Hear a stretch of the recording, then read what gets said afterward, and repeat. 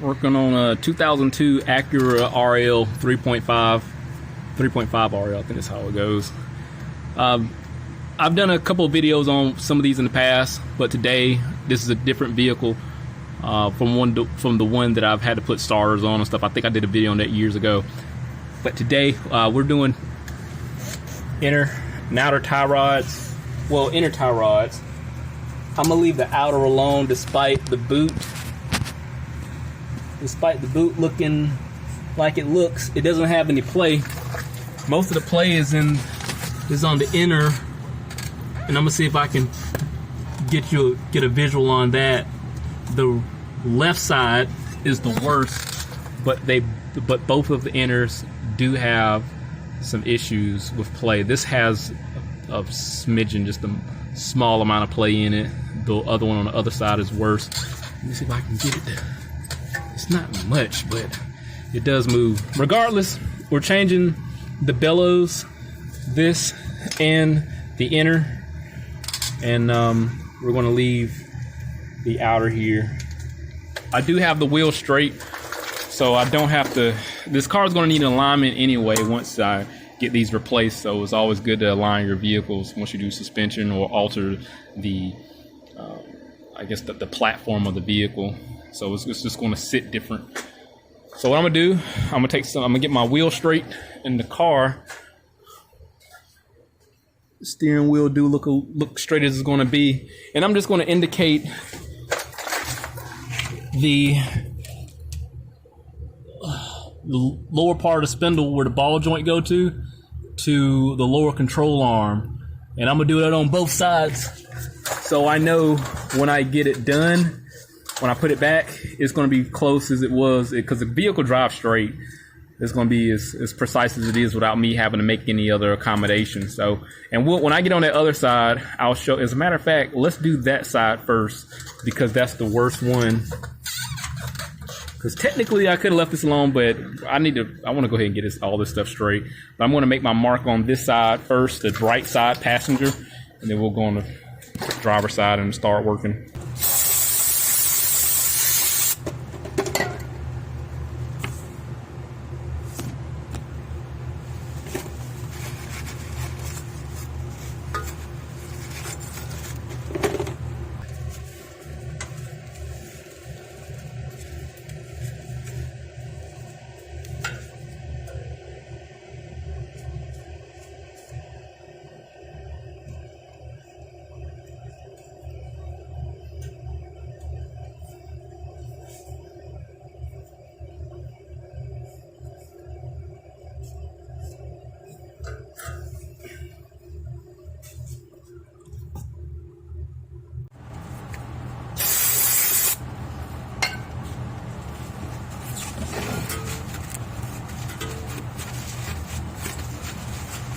So on the driver's side here,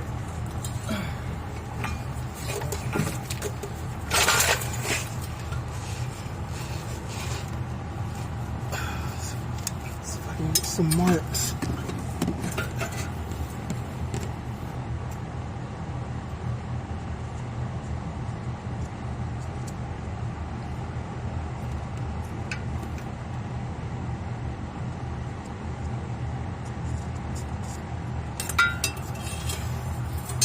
So this is the driver's side. That's the incremental amount of play that this has.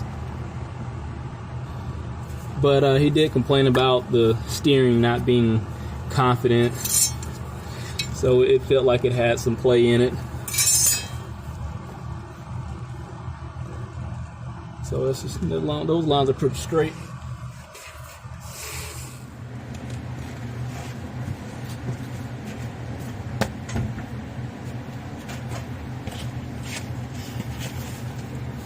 So I got the wheel, I'm on the driver's side. I got the wheel turned all the way to the right, so I got more room. I want to clean up as much as I can.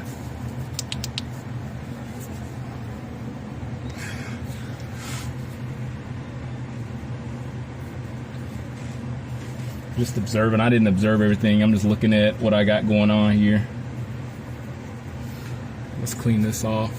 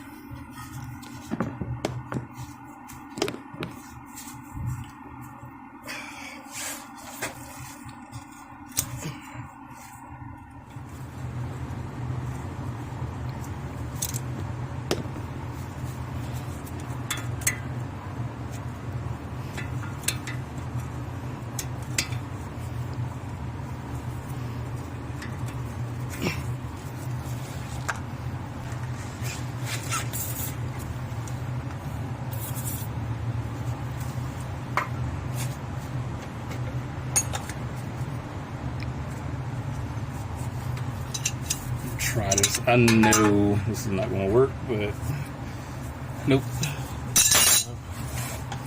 I don't even think I can get, yeah, that's kind of like a weird spot.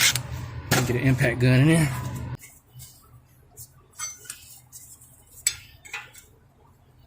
I wonder if I could have put a wobble head extension on here and got this off. It looked like I could have.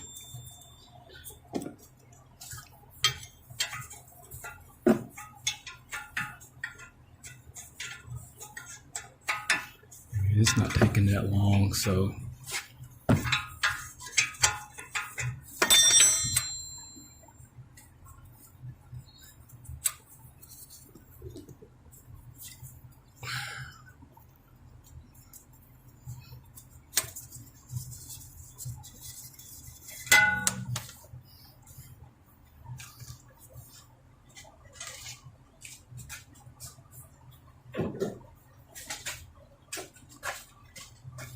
A couple options. I'm going with the most barbaric and quick.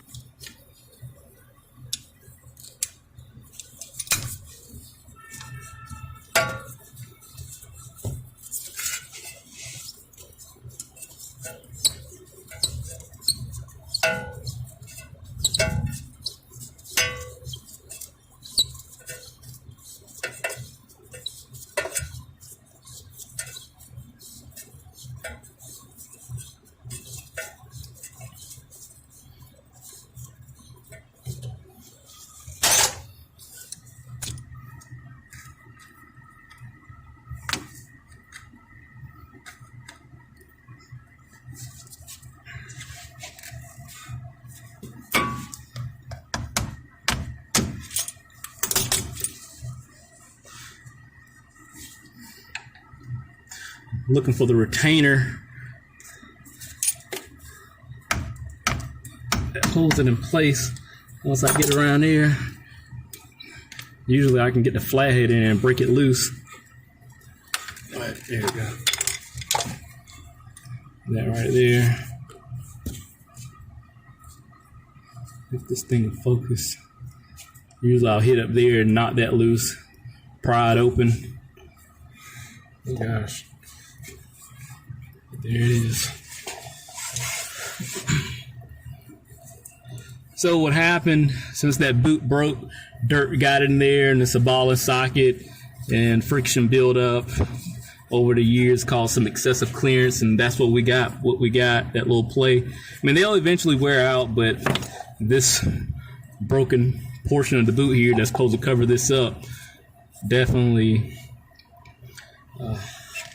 exacerbated what could have been put off. Now, I do have a tool for this, but I got plenty of room. It literally doesn't get any easier than this. I'm going to use this right here. And have my,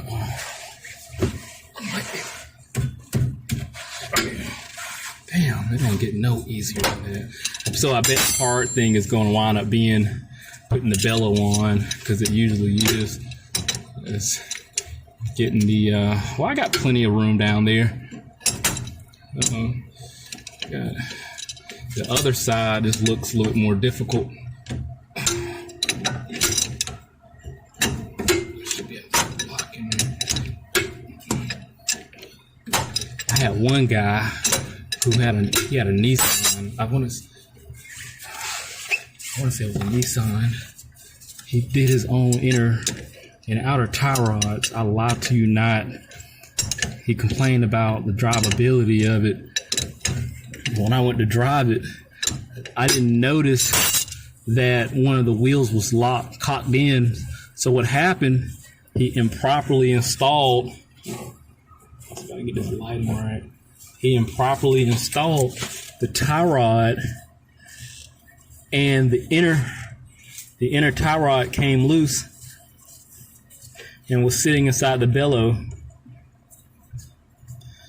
The guy got lucky, man. I'm like, he drove it here like that too. This thing to focus. So this is our lock. Let's see what the aftermarket one look like. So this will go and ensure that this inner tie rod don't screw out. So I can get this whole thing off. There we go. So that's how it looks. Slides in there. This is kind of keyed in a way. Has a specific shape, and it contours to this lock. And it's supposed to prevent it from backing out. You see these protrusions here, sits in those grooves. So when I put it back, it's going to sit in there, and it's going to help it prevent it from backing out. So got my inner tie rods here. Now these are straight up aftermarket. From what I'm observing, it doesn't come with a retainer.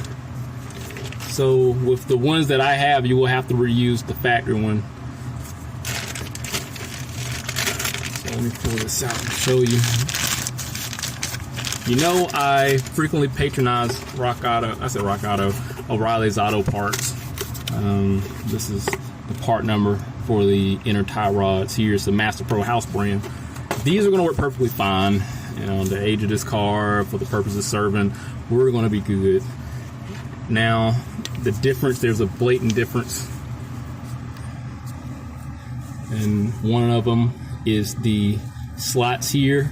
It looked like it's not going to work with the lock that was on the factory one. And typically on the aftermarket ones, they come with universal kind of locks. They wouldn't contour to the tie rod. They'll just be flat, and it'll just pretty much be like a washer. So, and what's crazy is this isn't going to work. So my option to ensure that this don't slide out is to put some mild Loctite on here, and the blue kind. So I'll clean this area out, put some Loctite on it, and we should be fine. This don't rotate. Vibration will work this loose. But as long as I put this on here with a little bit of mild Loctite, this shouldn't back out, and we'll be in good shape. Normally I don't have to do that, but in this case, yeah, unfortunately that's what's going to have to happen.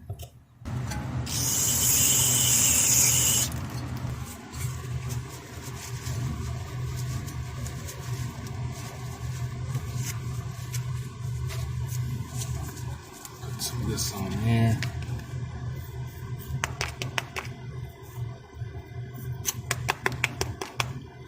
It should be bluer. Uh-oh. There we go.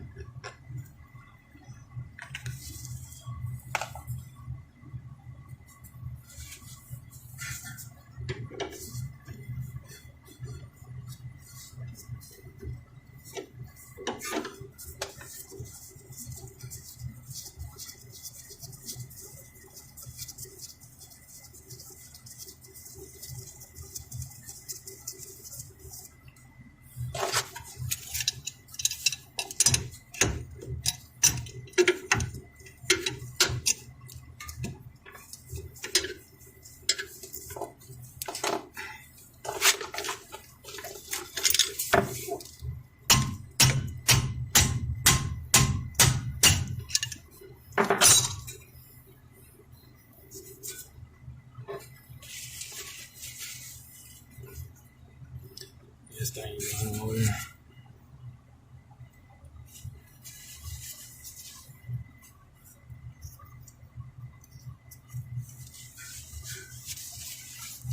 I'm not going to stress out about it. I mean, even though I don't have a lock, I mean, it would be nice if we had that, but unfortunately, that's the byproduct of getting aftermarket components.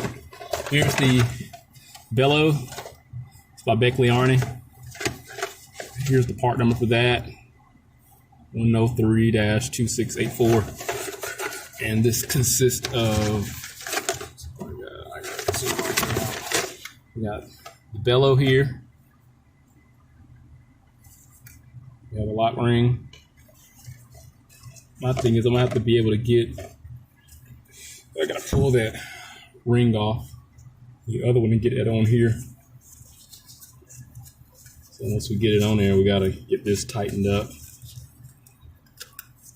So once you get it on there, you can pull it, lock it in place, and then clamp down on that. You come with this like a hanger metal here. It is pretty thick, so I can't remove the one that's on here. So what I would do ideally is take like some type of prying material and use leverage to wrap it around here.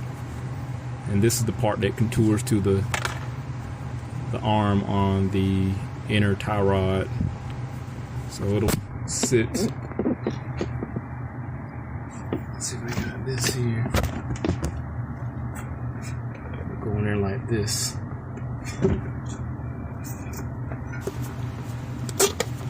Like that. Sit in a little cove in there. Let's see if I can. Now, I ideally would put this on last. Now we'll just wrap it around a few occasions, a few times, get it tightened up, and then cut it off. So I'm gonna do that. But first let me get that back portion on first, because that's the hardest part. I do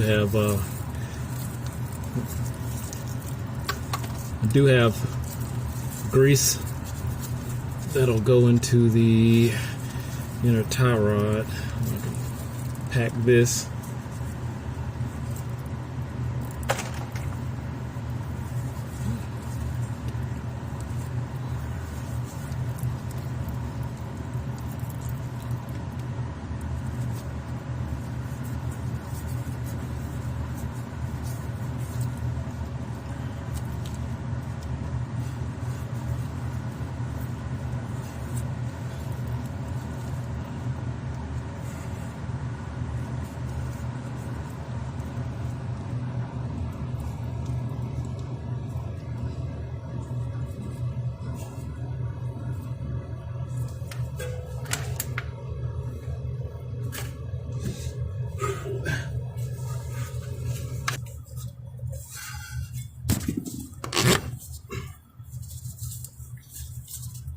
Now, one thing I can do is just turn the wheel the opposite direction so the bellow will relax more.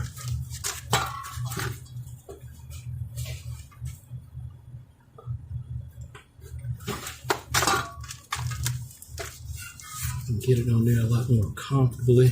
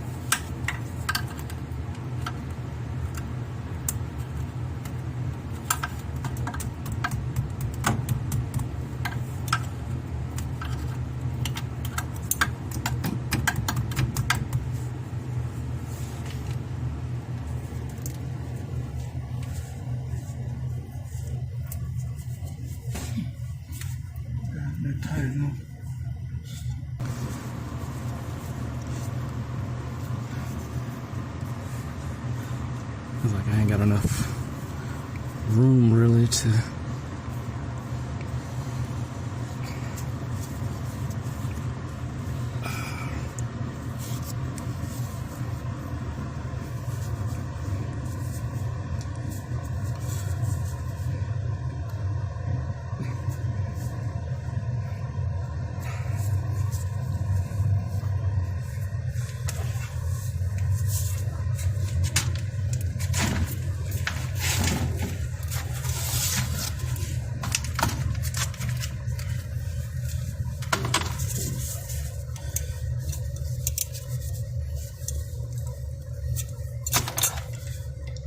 Put something a little smaller.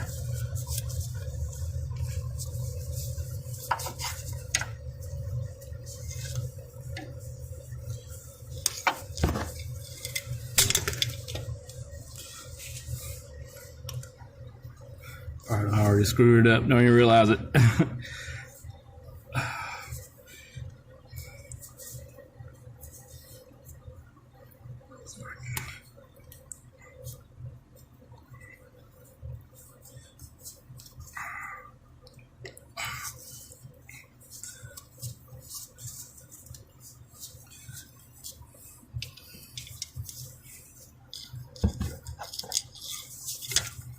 Get it tighter, it'll definitely shrink a lot more.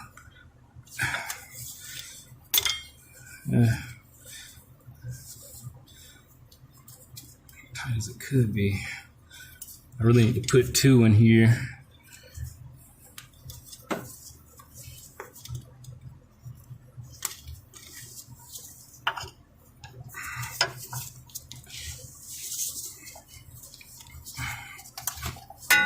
I need to get another flat head. I'm just being lazy. I'm being real lazy.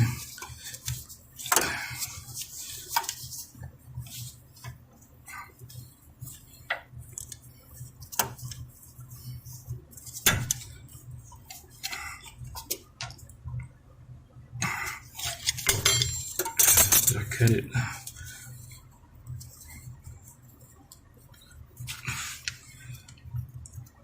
This ain't pretty at all.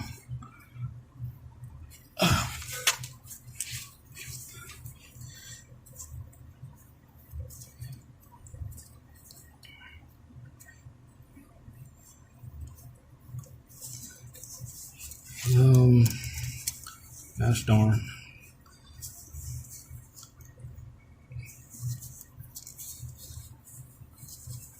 Let's see if I could.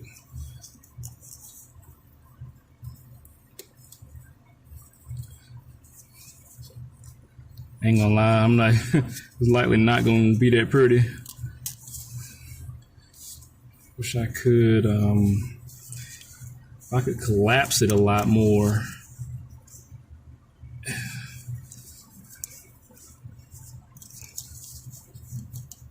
Then I could spread it out and it'll spring back.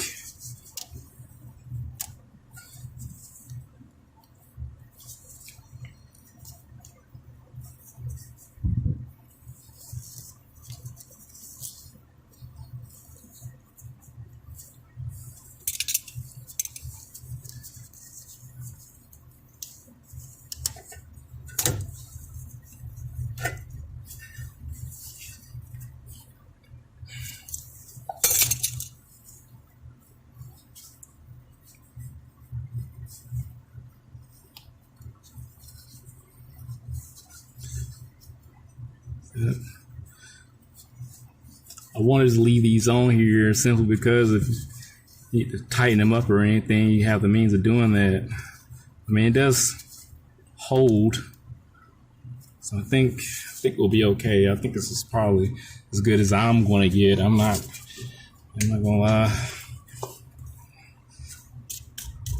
I'm gonna leave that as it is. It works. Now I'm gonna do the. I'm gonna get the inner. I'm gonna keep calling it inner. I'm gonna get the outer tie rod back on. Where's that nut there? So I don't have to worry too much. Now on the other side, I might count the threads. I might not. I don't know. I don't have to because those lines that I put on the spindle, all I gotta do is adjust it and match up. Because the steering wheel, once I get the steering wheel straight, I'm fine.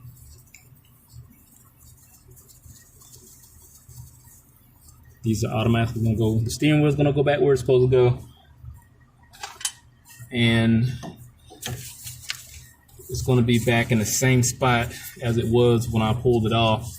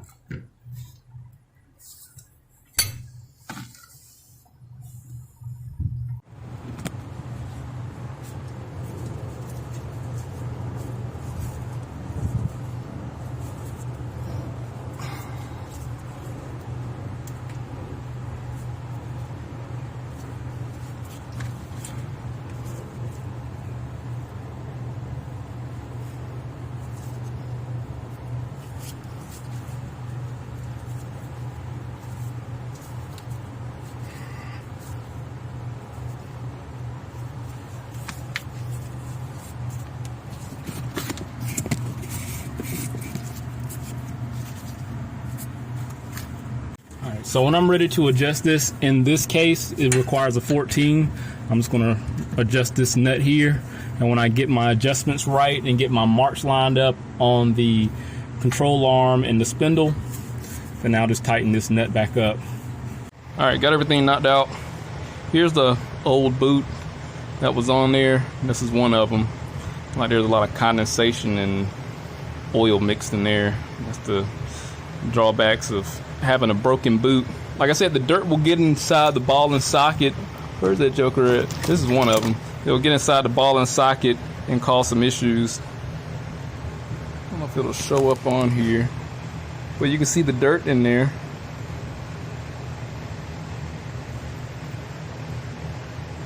Is this the bad one? They were both pretty bad. Let me see if I can get the other one. So I think this was the bad one, because I thought this wasn't, but if you have to move it in the right spot for it to start having a little bit of play in it. There you go.